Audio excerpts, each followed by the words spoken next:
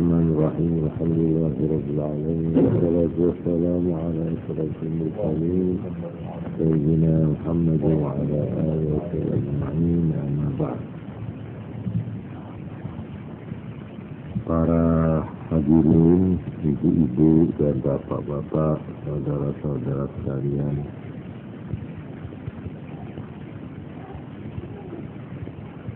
dari majelis pengajian setiap malam Jumat yang kami hormati.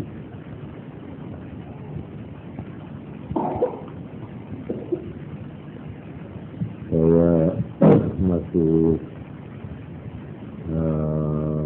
merasa perlu menambahi sedikit keterangan mengenai pertanyaan yang tampaknya sederhana, tapi dalam pengajian yang lalu telah saya jawab dengan jawaban yang sedikit luas dengan maksud supaya kita di dalam menghadapi yang berbau adat istiadat Jawa khususnya dan adat istiadat Barat dan lain sebagainya,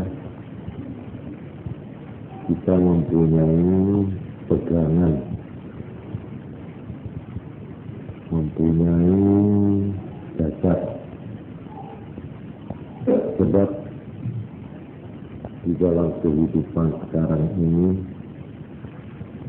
kita ini mau tidak mau berhadapan dan langsung atau tidak langsung terlibat dalam macam-macam adat istiadat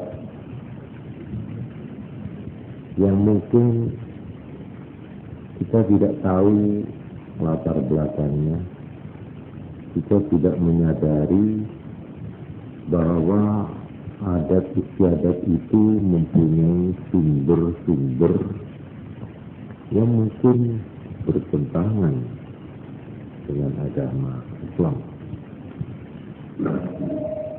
Jadi ini satu. Yang kedua, di dalam hal-hal adat istiadat, baik yang berasal dari leluhur kita, artinya dari bangsa nenek moyang bangsa Indonesia, khususnya di tanah Jawa, maupun adat istiadat yang datang dari Barat. Ini kita dari umat Islam. Sebenarnya kalau sudah punya pegangan, kita itu bisa malahan memanfaatkan adat istiadat itu dengan berusaha mengisi hal-hal yang diridhai dan yang sesuai dengan ajaran agama kita. Seperti saya pernah membaca ini, ada musyawarah ulama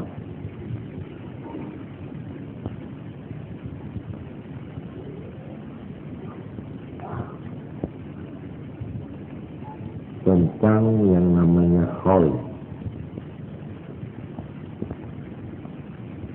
Apakah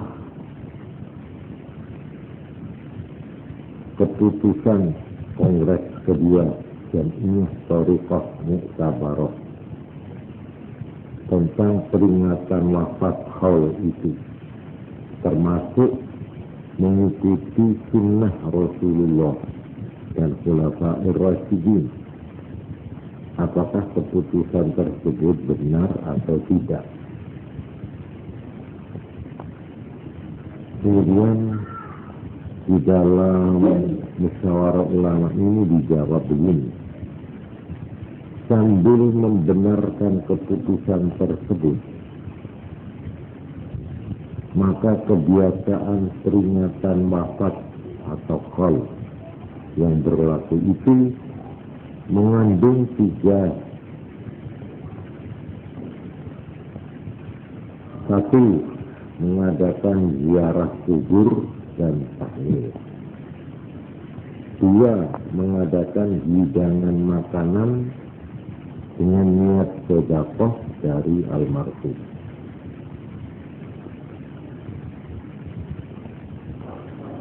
Kedua persoalan ini sudah jelas tidak terlarang. Lalu ketiga, di dalam upacara qaul itu diadakan bacaan Al-Quran dan nasihat agama.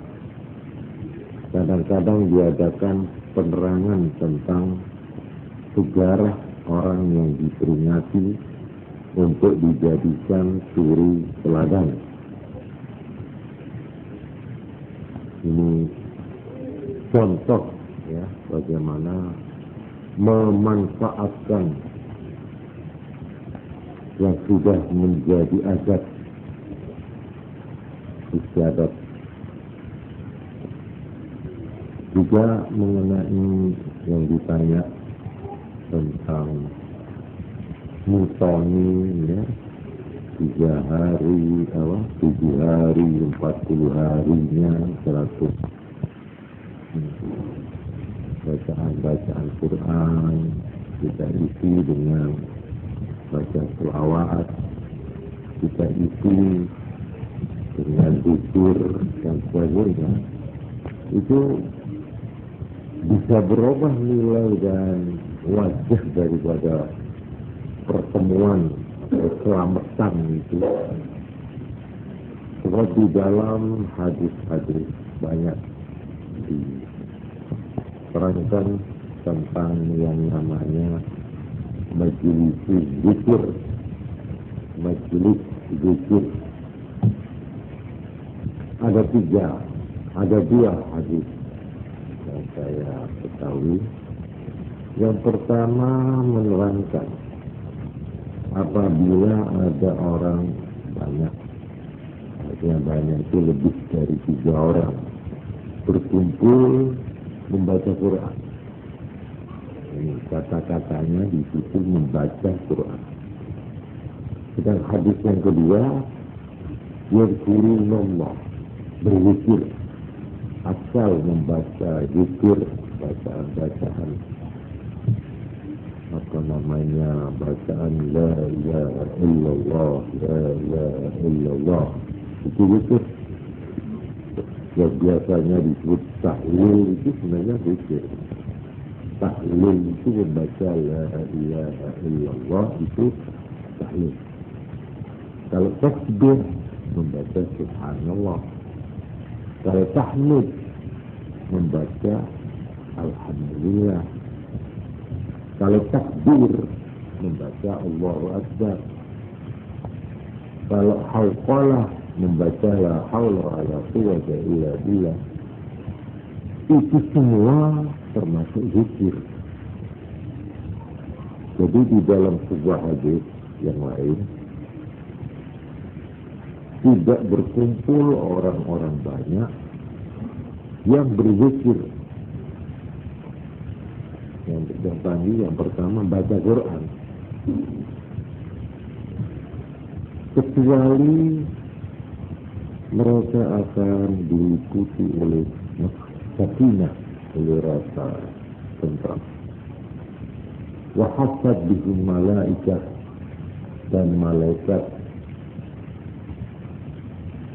duduk bersama-sama mereka, ikut hadir dan ikut berdoa.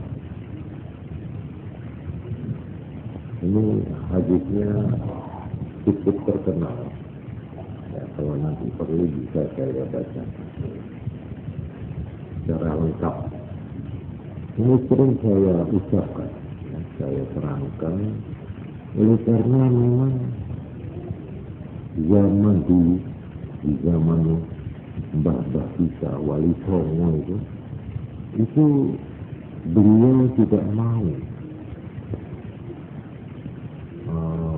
mengadakan sikap a priori atau sikap yang bersifat kurang bersahabat.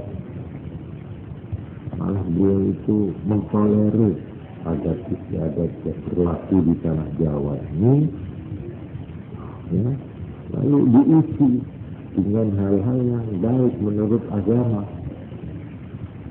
Jadi mereka itu, beliau mbak-mbak kita itu memang cocok dengan wataknya orang Indonesia, khususnya orang Jawa. Ini tidak mau konfrontasian itu tidak mau. Mereka itu ingin apa-apa itu dipertemukan, mana yang sama, mana yang kira-kira tidak mengganggu orang lain, tidak mengganggu perasaan orang lain. Sampai saya pernah membaca sebuah tulisan yang menulis tentang wajah manusia Indonesia. Artinya profil Indonesia itu, manusia Indonesia khususnya Jawa itu apa ciri-cirinya yang paling menonjol, yang paling khas. Banyak di antaranya dikatakan yang paling menonjol yaitu mempunyai daya sinkretis yang besar, dalam arti banyak hal-hal yang sebenarnya itu berlainan, malah kadang-kadang bertentangan. Itu dicampur menjadi satu, ya semacam gaduh-gaduh. Semuanya kita terima sehingga seolah-olah kita itu tidak bisa menyisihkan atau melakukan pilihan.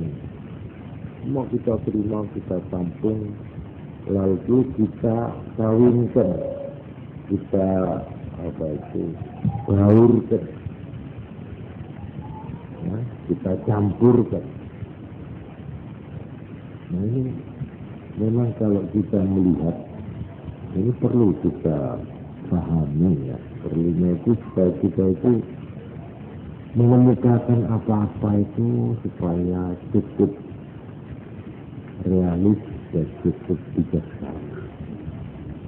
Jangan orang itu karena mempunyai pendirian lalu ingin memaksakan pendiriannya itu dengan tidak melihat kanan kiri, dengan tidak melihat masyarakatnya.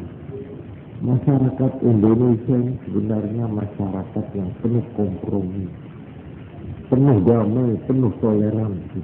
Itu sejak mbah-mbah dulu. Ini diketahui persis oleh juru dakwah Islam yang pertama di tanah Jawa ini, seperti wali-wali Songo itu mengerti ini. Karena itu seperti ini, kesenian, kebudayaan, wayang, gamelan, dan lain-lain adat istiadat itu ditolerir, tidak ditentang, ditolerir. Tapi dalam pada itu lalu diisi dengan hal-hal yang berguna. Nah seperti selamatan, ini memang kita akui itu selamatan itu dari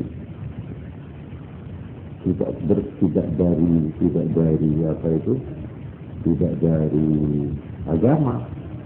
Memang model selamatan di tanah Jawa ini, ya mungkin kita kalau melihat di negara-negara Islam yang lain nggak ada model selamatan seperti di sini, apalagi pakai berkat-berkatan itu, pakai janur nggak ada. Memang itu sumbernya dari adat di sini.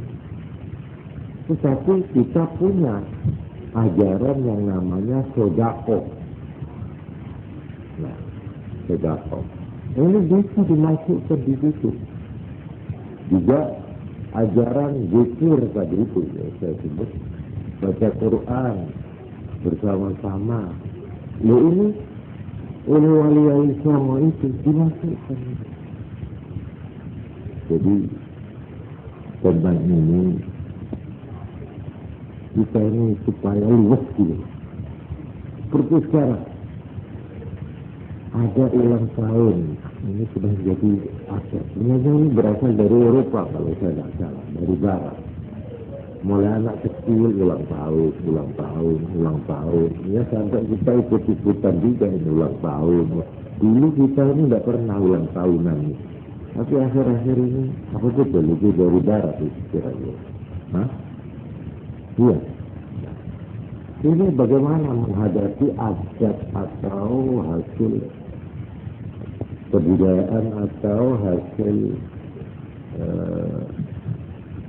ya dari Barat ini ulang tahun. Saya pikir tidak apa-apa. Yang penting bagaimana isinya, itu. Jadi umpamanya ini kita berulang tahun, anak-anak. Tapi kita isi dengan hal yang baik menurut agama. Saya kira itu baik saja.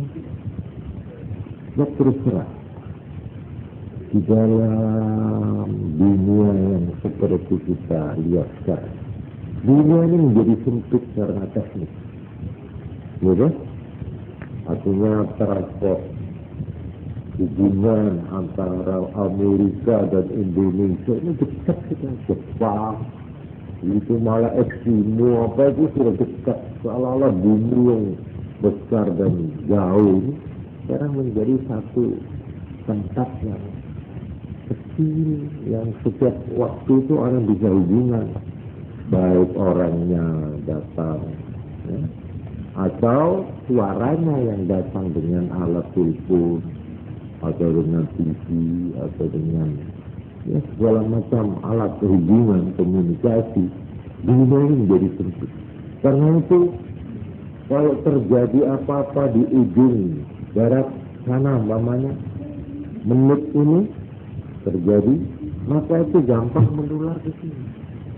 Begitu juga adat istiadat, kebiasaan. Jadi akulturasi, apa ya, akulturasi,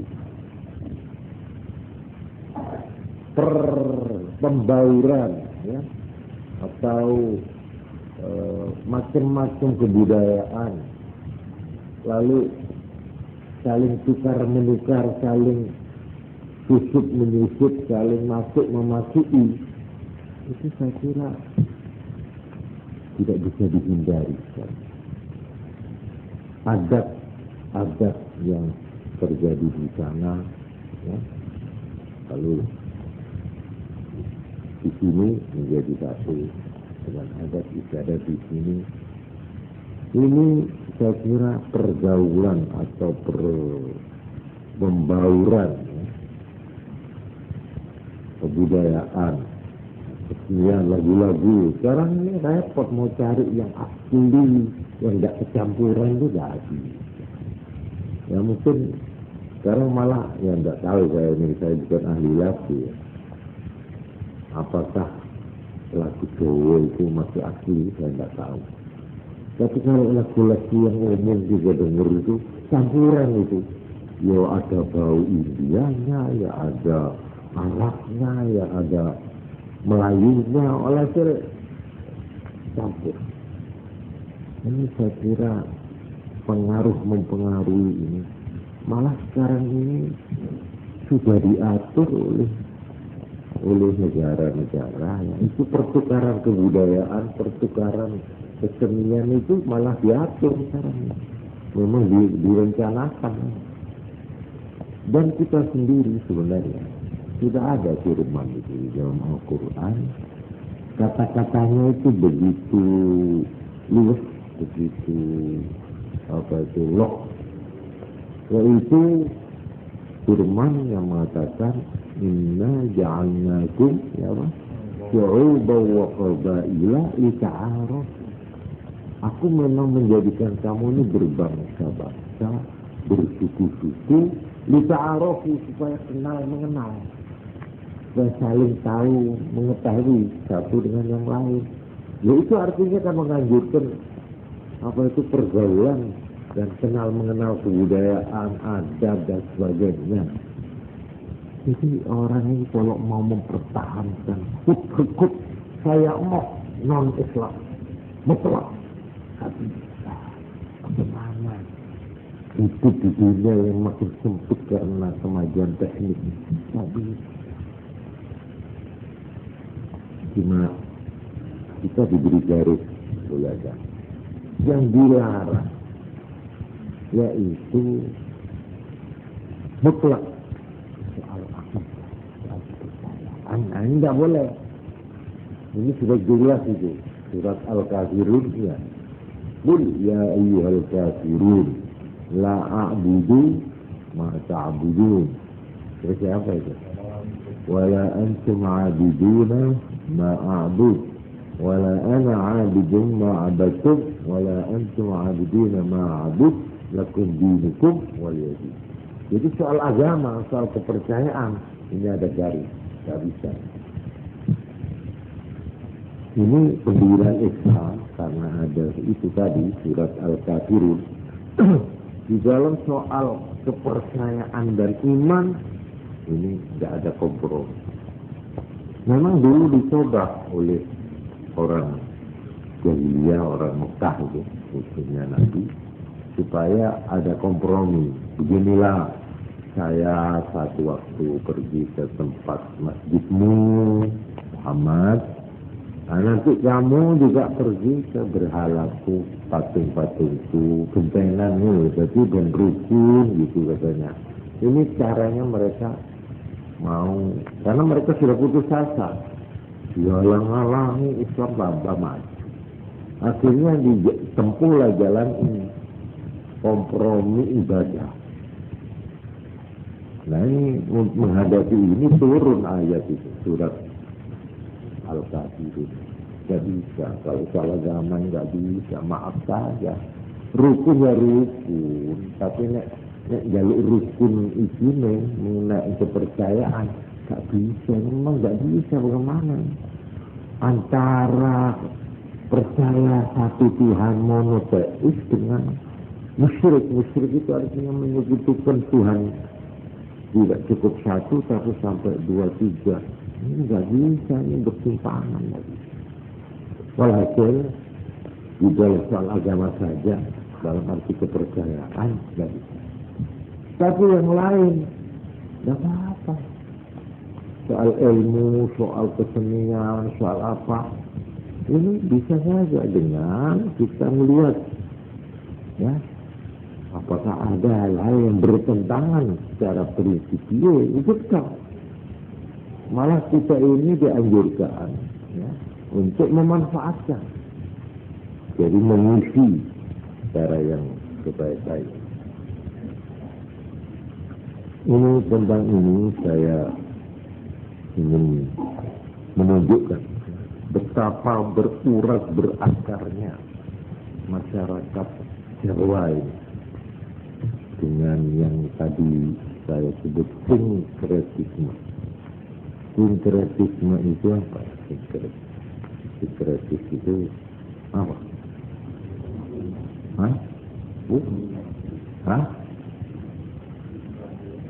Pencampuran, pembauran antara macam-macam unsur dijadikan satu, itu sinkretis.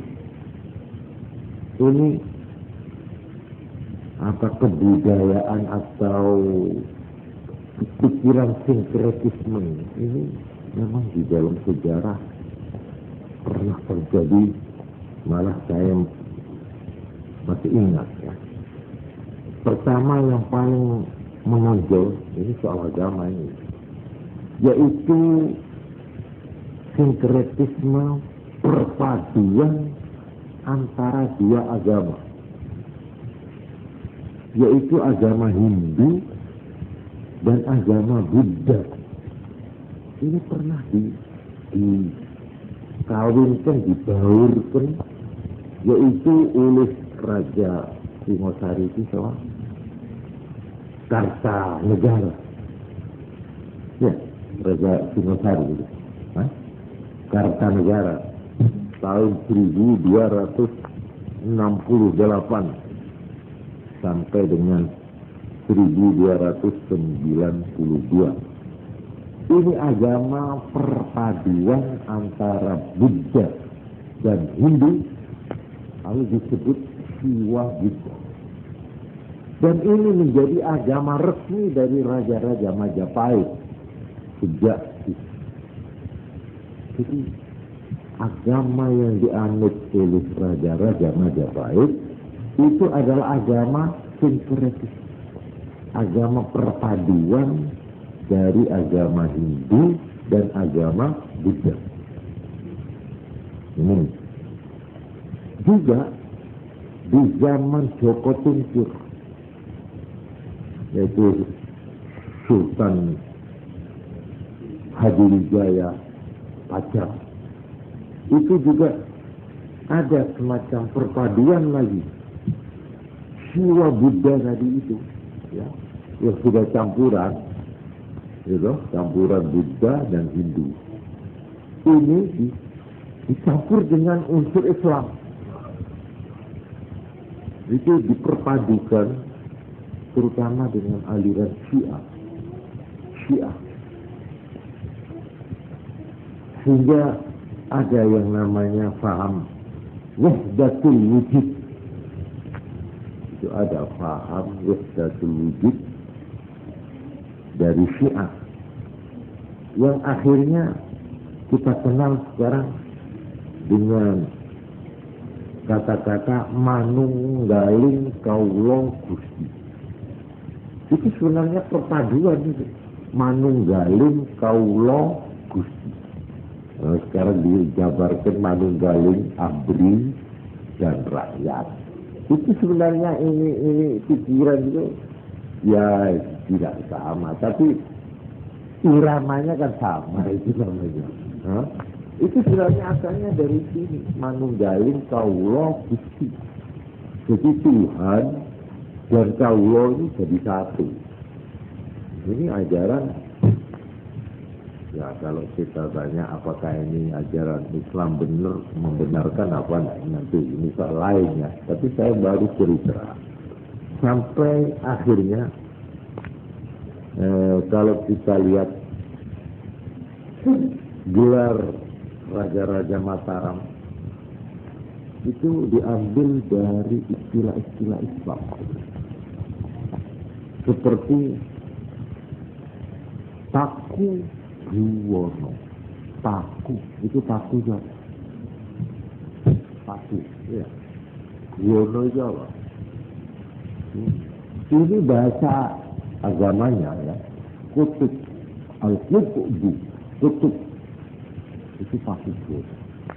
Wali kutub, ya gitu. Wali kutub itu ya Paku Buwono. Malah ini kepercayaan orang Majapahit bahwa Raja Erlangga itu, ya, sekarang ini pergi pada Erlangga itu katanya titisan dari itu. Jadi Raja Erlangga itu titisan apa itu? Penjelmaan gitu. Nah, titisan dari Wisnu. Dan ada kepercayaan bahwa semua raja-raja Majapahit itu adalah titisan Siwa Buddha. Siwa dan Buddha. Ini yang soal sinkretisme di dalam kepercayaan agama. Ini saya kira ini bukan temannya saya menguraikan, ini cuma saya sekedar mencontohkan. Ada lagi perkawinan atau sinkretis yang dilakukan oleh Sultan Agung Mataram. Ini jiwa atau semangat mengawin-ngawinkan itu tadi sinkretisme. Sultan Agung Mataram ini membuat perpaduan yaitu hari dan bulan itu menurut Islam. Hari dan bulan. Mulai sejak Sultan Mataram ini, maka kita mengenal salah, besar, ruah. Ya, itu bulan-bulan semua pakai nama Islam. Jumadil Akhir, Jumadil Ngawang, apa itu ya. Apalagi Rejab, Ruah, Poso itu semua bulan itu pakai nama Islam. Hari juga Islam. Rabu, Kamis, Jumat, Sabtu itu semua Islam. Tapi tahunnya takut tahun Suko. Jadi tahunnya itu yaitu tahun Suko, ya apa? Itu Suko apa Suka? Saka, ya. Saka. Tahunnya pakai tahun Saka, tidak tahun Hijrah, tidak. Ini dikawinkan di perpaduan. Ini Sultan. Jadi diterima ini. Wong Jawa terima, sing kejawen, sing Islam ya terima. Jadi jeneng Islam, bulan Islam, tapi tahun Soko, apa? Saka. Nek terus jawabannya apa Saka itu? Soko. Tahun Soko itu yaitu tahun di mana bangsa Hindu pertama kali datang ke Pulau Jawa ini. Itu dihitung dari sana.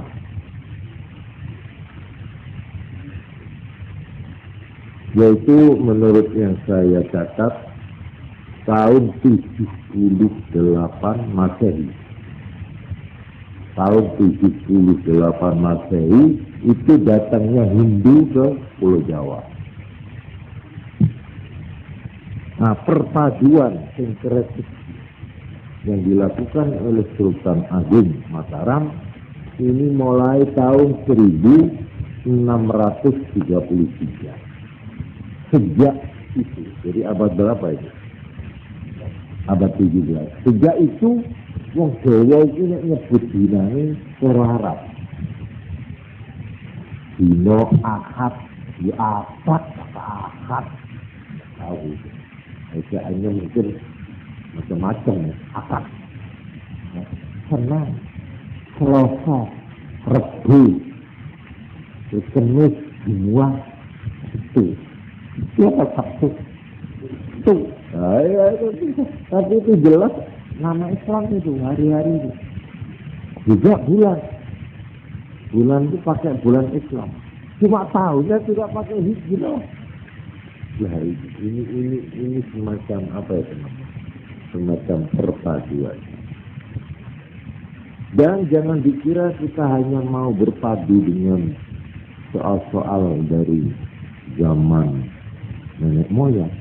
Belanda juga berusaha, ya. Ini atas apa itu? Atas nasihatnya seorang ahli Islam, tapi bukan orang Islam, ahli keislaman, tapi bukan Islam. Namanya Knobor Krumi. Ini yang menganjurkan pemerintah Belanda penjajah supaya di sini ini bagaimana supaya orang-orang anak-anaknya orang Islam itu bisa kawin dengan adat kebiasaan dan kebudayaan Barat. Jadi sinkretisme dengan Barat. Nah, itulah yang disebut episopolitik dengan mengadakan sekolah-sekolah model Londo. Itu mulai tahun 1911. Di sini dibentuk itu IS. Kalau dulu apa itu loh? Kalau di sekolah rakyatnya namanya IS atau apa dulu? Sekolah desa apa namanya? Ongkoluru. Sekolah Ongkoluru. Itu bikinan Belanda yang memang maksudnya di dalam sekolah-sekolah itu diajarkan hal-hal yang mengenai darat. Dengan maksud tujuan yang nggak ilok. Nggak ilok apa? Orang Islam supaya menjadi adat Islam.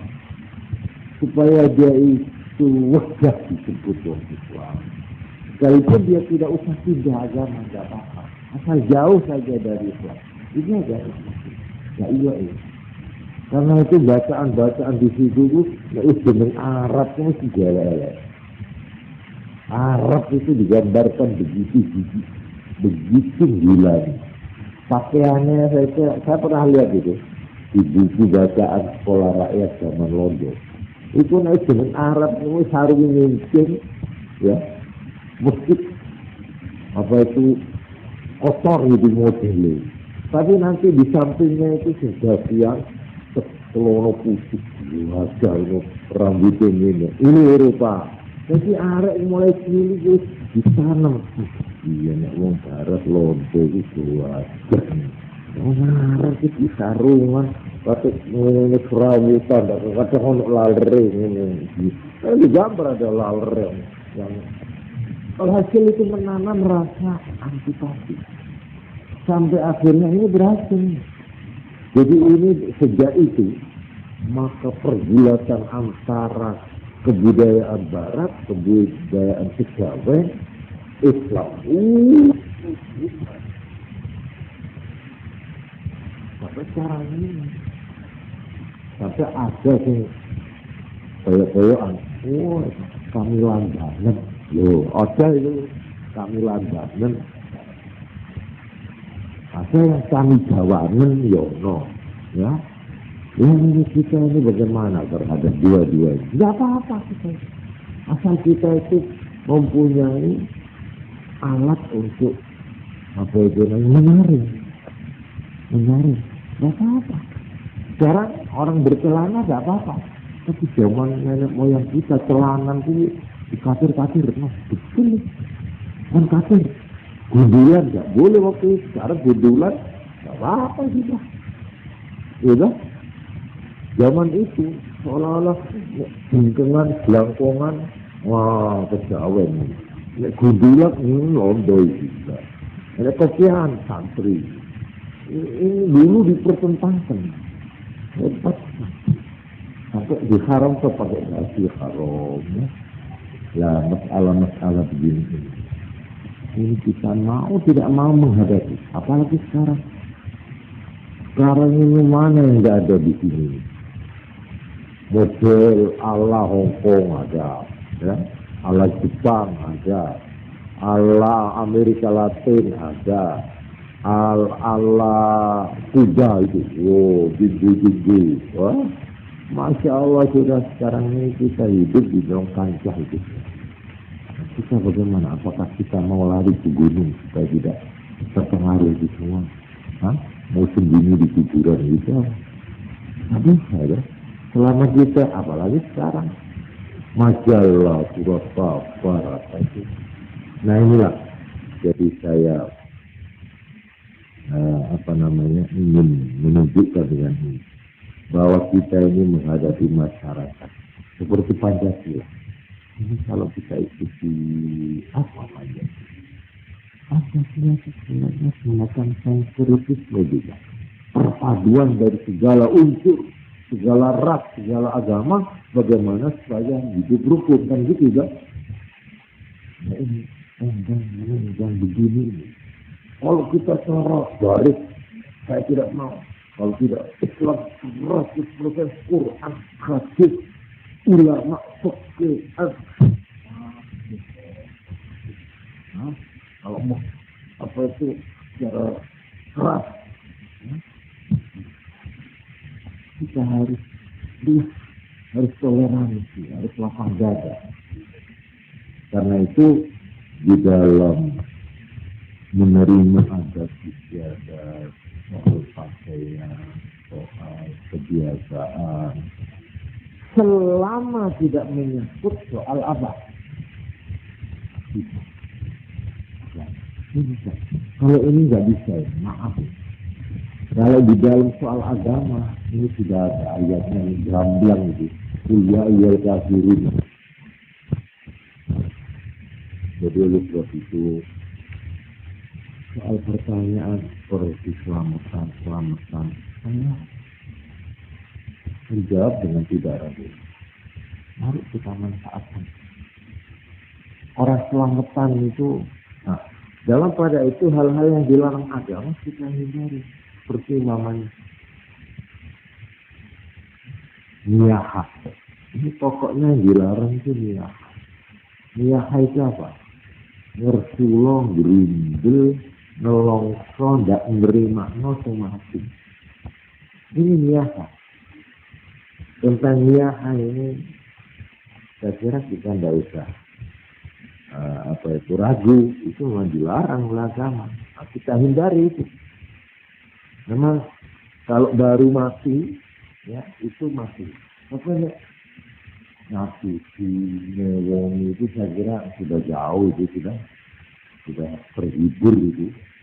Pokoknya orang wedok atau orang suami sudah ditinggal sudah 1000 hari itu, saya kira itu sudah tidak ada kok. Apa itu perasaan susah, terharu. Ya itu kita hibur dengan cara-cara yang baik. Jadi saya kira di dalam menghadapi ini kita manfaatkan untuk hal-hal yang diridhoi oleh agama.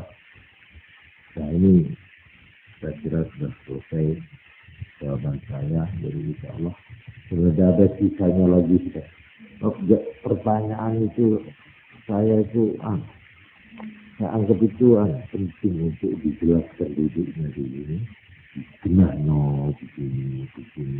Kita ini sebagai yang Jawa, sebagai orang Indonesia, sebagai orang ini kita itu di dalam agama ada kaidah. Al-'adatu muhkam. Adat itu diperkokoh. Al-'adatu muhkam. Adat itu diperkokoh. Malam yukhalif nafsan syariah. Selagi tidak berlawanan dengan nas yang syariah. Hanya ayat-ayat atau hadis yang setok gamblang. Asal tidak berintangan, tidak. Adat istiadat. Al-'adatu muhkam. Dan dia sama saja dengan keterangan saya tentang bid'ah itu. Tidak akan saya ulangi. Bid'ah itu dibagi menjadi beberapa itu. Tidak lalu secara mutlak kalau bid'ah itu mesti haram, mesti dolalah. Tidak.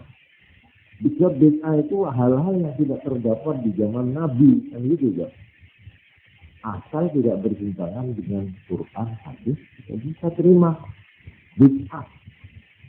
Bid'ah dalam arti ododo. Ya, ododo hari. Adat juga. Al-'adat muhkam. Adat itu diperkokoh. Asal dia tidak bertentangan dengan Quran, dengan hadis, dengan kaidah-kaidah agama. Ini mengenai soal adat. Jadi seperti kodok ini, itu adat itu, adat bukan itu, adat. Bisa kita terima, asal dua belah pihak ridho. Syaratnya asal ridho. Jadi itu sebagai suatu sulh, suatu persetujuan dari kedua belah pihak. Itu dibolehkan. Memang kalau sama mencari gono gini itu apa ada di Quran? Tidak ada, di hadis tidak ada. Tapi gono gini sebagai suatu adat, ya, di mana di situ antara dua belah pihak ada persetujuan, boleh Anda itu kaidah di dalam agama. Jadi gono gini sebagai suatu bentuk persetujuan kedua belah pihak. Itu dibenarkan. Asal tidak melanggar aturan yang namanya menurut waris begini atau menurut aturan hibah ada yang hibah. Asal tidak melanggar. Ini saya ngomong panjang lebar soal ini. Supaya kita sebagai generasi baru ini jangan kita itu menerima mentah-mentah semua adat istiadat yang berasal dari sumber lain Islam, tapi juga jangan kita itu menolak mentah-mentah karena dia bukan berasal dari Islam. Ya. Ini sama saja kebiasaan duduk. Saya ingin tanya, duduk secara Islam itu apa ada? Duduk secara Islam. Repot jawab itu.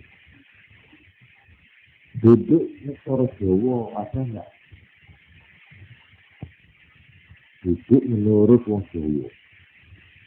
Duduk diminta mertua, ada enggak caranya? Kesopanan duduk menurut wong Jawa, ada apa enggak? Ada. Ya ini maaf ya. Kalau orang Arab itu malah kalau duduk menurut saya biasa begini. Iya kan? Apa itu disebut duduk Islam? Bukan ya. Ya. Apa gitu ini? Mana ini? Duduk apa? Hah? Kalau duduk begini lah, kalau duduk tasyahud ada di Islam begini, itu tahiyat ini ya. Jadi soal duduk itu bagaimana? Ada lagi duduk di kursi terus ditumpangi gini. Ini cara apa ini? Barat itu. Ya asal dia ngarep lagi, dah apa. Tapi kalau ini orang tua gini, wah ini cara Jawa. Seperti harus tidak gitu. Nah, itu hal-hal begitu itu kita tuh tidak soal begitu itu ya. Kilo begini ini apa ya? Kilo begini, duduk jorong. Ini samusi gitu ya. Iya. Seperti itu saping apa itu ya? Itu ada caranya. Ini soal-soal begini jangan terlalu dibesar-besarkan. Ya, jangan terlalu besar. Nah, kalau kita tuh mau apa itu strong gitu, wah keren. Ya.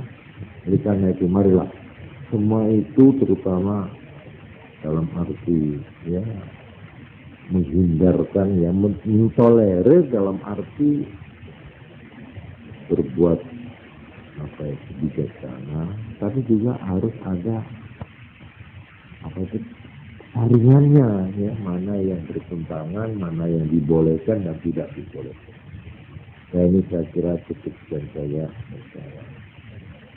bisa malam dan insya Allah mudah-mudahan besok yang akan datang mudah-mudahan tidak ada pertanyaan ya, jadi saya bisa meneruskan pelajaran yang tertunda selama ini yaitu tentang soal-soal apa itu sudah kelanjutan hidup ini bagaimana ya.